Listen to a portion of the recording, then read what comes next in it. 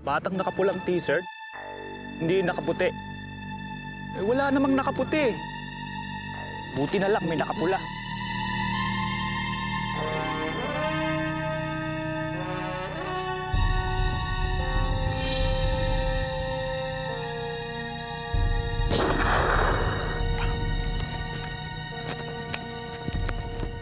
Ito yung check na nabigay ni Paloma, nakapangalan na sa'yo yan. Ibayad mo na lang agad sa restaurant para wala nang usapin tungkol dito. Baka naman pagsimulan na naman to ng problema natin.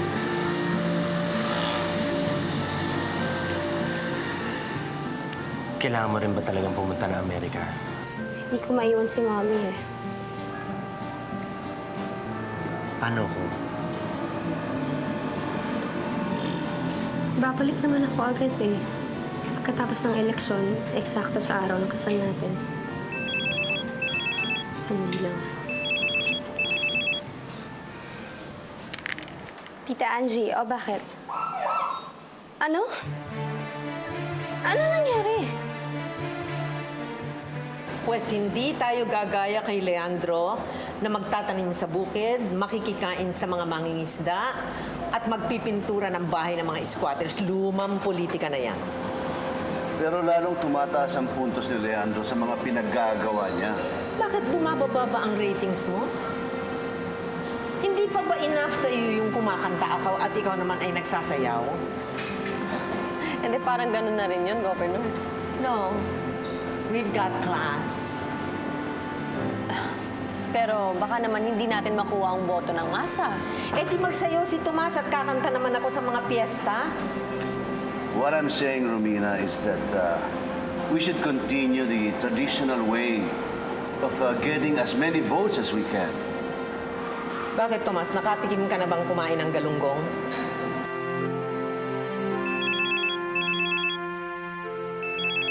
Sandali lang. Excuse me, si Carlito ito. Hello, Carlito? Nasa meeting lang ako. Ano? Ha? Nandiyan ako. Nandiyan ako. Ano nangyari? Nabaril ang apo ko. Another 10 points, Senator. Congratulations. Thank you. Hindi man lang naka-apekto ang utos ng presidente. Hintayin next week.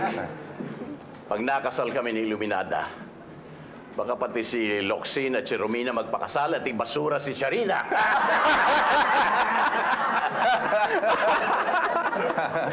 Mahirap pantayan yan. We must do something sa investigasyon kay Alicia. Ginagawa na. Ano kayang gimmick na iniisip ng ibang kampo ngayon? Siguro, kunang lang magsakripisyo ng buhay. Pero matagal nang patay si Jesucristo.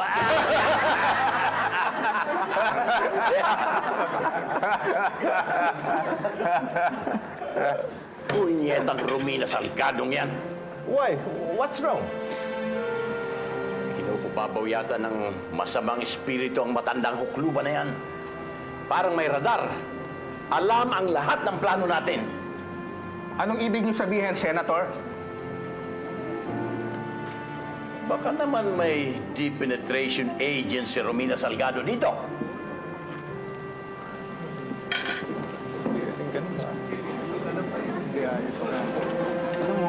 Hindi dapat magkaganon. Diyos ko, Carlito, ano ba talaga nangyari? Ewan ko ba sa bigla na lang bumagsak may tama ng bayan. I'm really sorry. Sorry? Hindi naman Charlie! Charlie, ano? Ayaw niyo magsalita.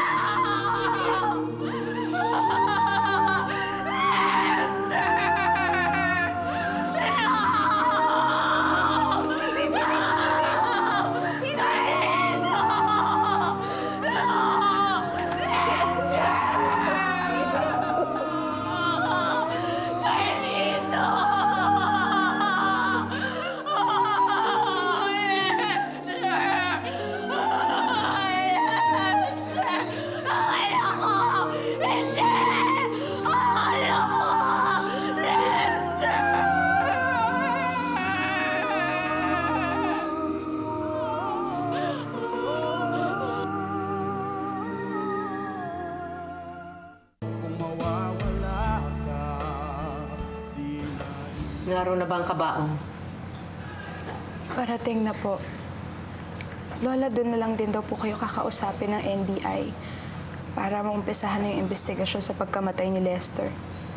Saka, Tita Romina, maraming mga press people na hinihiling na doon nyo na raw po gawin yung interview. Guada, sa labas mo is-set up ang press. Gusto kong mabigyan ng kahit na kaunting dignidad ang burol ni Lester, kahit... Asan si Phoebe? Sabi niya sa parlor na lang daw po siya didiretso eh. Katatawag ko lang po doon, wala pa rin siya. Lola, baka mamaya kung na paano na yun. Sa San Dionisio natin siya lilibing. Kasama si Mami at Daddy. Hindi ako papayag.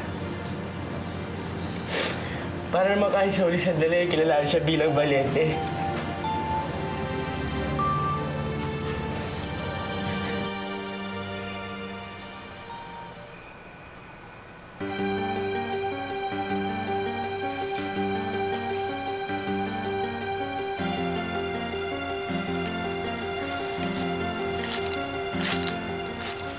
Okay nakaitim ka pa. Parang kunwari ikaw makikiramay. Dala mo ba ang baril at cellphone mo? Bakit mo ba kailangan to? Para walang magdidikit sa ating ebidensya. Sinabi mo eh. Nasaan ang huling bayad ko? Magkalimutan pa tayo. Huwag kang mag-alala. Hinding-hindi ko kakalimutan ang huling bayad ko sa'yo. May isang tanong lang ako sa'yo. Madali bang pumatay? Sana yan lang yan. Huwag mo na lang isipin.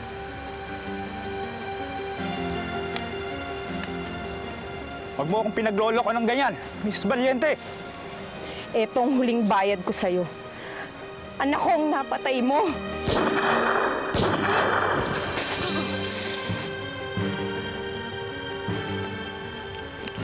Kumpisa na namang manahimik itong bata. Huwag mo na kayong isama sa lamay. Baka hindi ko na nga po isama. Kami na lang ni Rafael ang pupunta.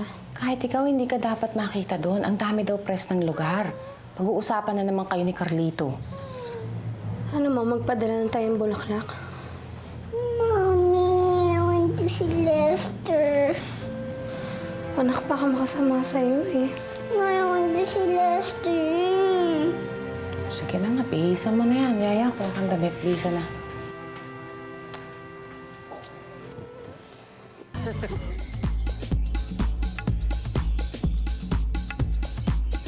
What are you doing here? We have a wake party, and here you are dancing the night away. Stop, Ma. Sinipaktan mo ko. Dami nakatingin. Let's go. Ano ka ba? Kaya! I have to get my purse. Stop, Ma. Sinasaktan ko. Ka na! Tigas ng ulo mo! Excuse me. Ako lang bahala sa kanya. Gentlemen, ako lang bahala sa kanya.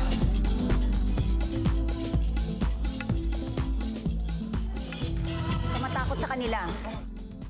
Dance! Kung mawawala ka, di na iibig pa. Kung mawawala ka, di na Dead on arrival ang apo kong si Lester nang idating sa ospital. Isang tama sa ulo ng baril 45 At hindi pa namin alam kung para talaga kay Lester yung bala na yon, o para sa kapatid kong si Carlito, o para sa isa ko pang pamangkin si Charlie. May lead na po ba kayo? Politically mo ba ito? Bakit po nakasarang kabaong? Masyadong nasira ang mukha ng pamangkin ko. Kaya minabuti na lang namin na isara ang kabaong. Kinakausap na namin lahat ang saksi sa nangyaring pagbaril. So far, wala pa kaming lead. Masyado lamang mo nagpanik ang security ni Mr. Valiente. Kaya mas inuna nila dali sa ospital ng bata kaysa mahabol ang nakabaril. Pero kung sino man ang may pakanam ito, hindi kami titigil hanggang hindi namin siya natutuntun. Ang mga walang hiya. Hindi namin kailangan ng pakikiramay ninyong lahat. Nagpunta lang kami dito dahil gusto ni Charlie makita ang kapatid niyo. Hindi ako papayag. Phoebe, walang tayong tatanggihan na gustong makiramay. Pasensya na kayong lahat. Napakasakit lang nang nangyari sa kanya. Siguro po sa labas na muna kami. Carlito, ikaw na lang kumuha sa anak mo. Dito na lang kami. Alicia, pwede ba tayong mag-usap? Sige po.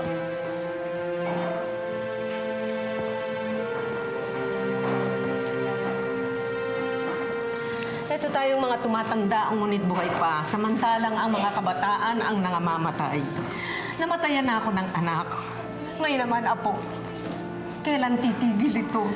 Akala ko nga po, apo kong tinamaan kanina. Alicia, mas higit na masakit sa akin kung si Charlie ang nabaril.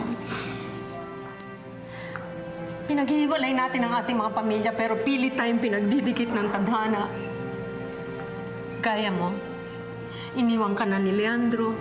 Hindi ko naman po ba kalabanin si Leandro. Hindi yun ang ibig ko sabihin. Pinadadama ko lamang sa iyo na sa nangyari sa iyo ako kampi. Condolence po, Governor Salgado. Salamat po, Congressman Nyage. I reserved a private room.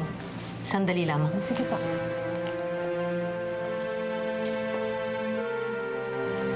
Daddy, is Lester in heaven na? Yes.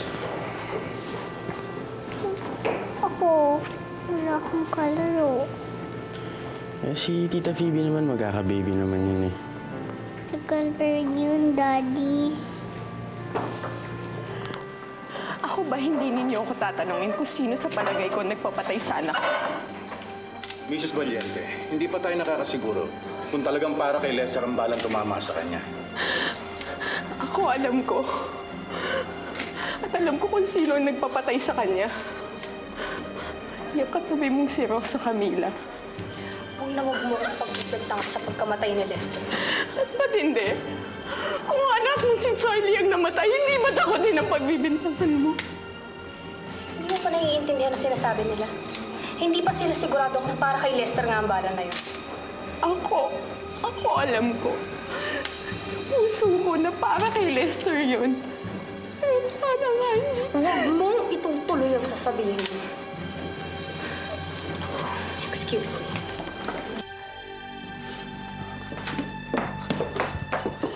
What's your problem? Upo ka dyan! Dance instructor lang? Ibibili mo ng grocery ang buong angkan? Hindi ka na lalabas dyan, ha? Ito ang tandaan mo. At bukas na tayo pupunta sa lamay. Teka, ano ba nangyayari dito? Hindi ko na ulitin to. Hindi makakalabas si Charina ng bahay nang hindi ako kasama. Daddy, magsisimula na naman ba tayo? Don't gang up on me, you three! Hindi nyo ba alam? Kabit ni Charina ang DI niya! Wala akong ginagawang masama. I'm just making him happy. Pinapaligaya ko lang naman siya eh. Dahil pinapaligaya ka niya. Sa kama! Itong tandaan mo, Charina. Ayoko na makita ang pagmumukha ng DI na yan. Kung hindi, puputulan ko siya!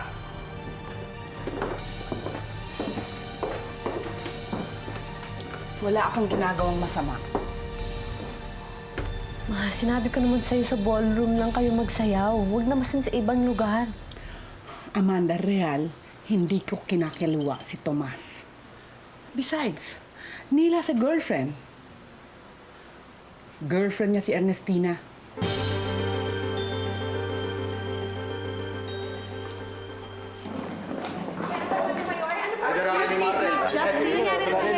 Later, Justine. Later.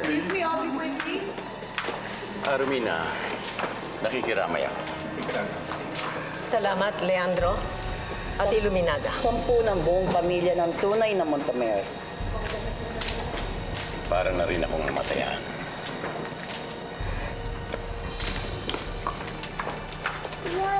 Oh, hello, Charlie. How are you? Good. Iluminada, gusto mo makita ang apo ko? Oh, yes, I do. Halika. Congressman. Kumusta? Mabuti naman. Mukhang may mga misteryong nangyayari, ah. Bakit kailangan pa kayong lumayo sa burol at mag-usap-usap ng lihim sa isang pribadong lugar? Bakit? Pero para sa pagka-presidente niyo po ito, Senator. Oo? Nakikiusap siya sa amin na suportahan daw natin siya.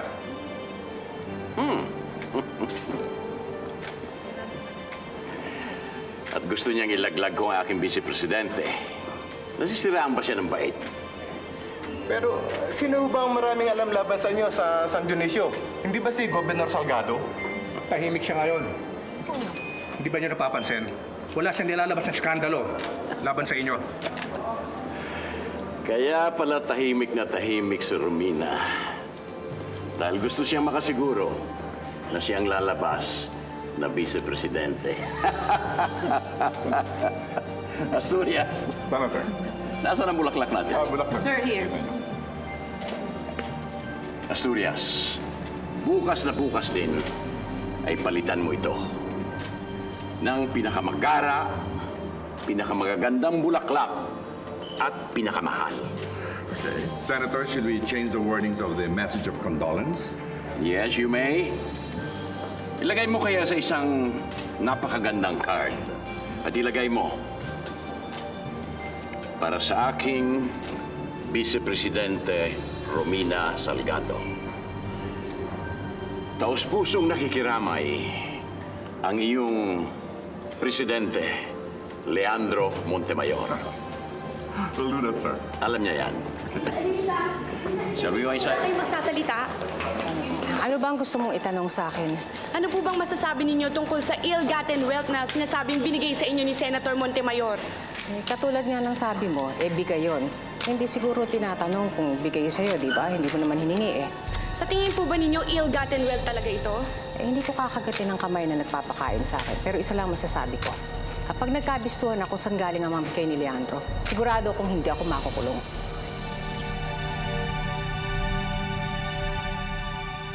Kung mawawala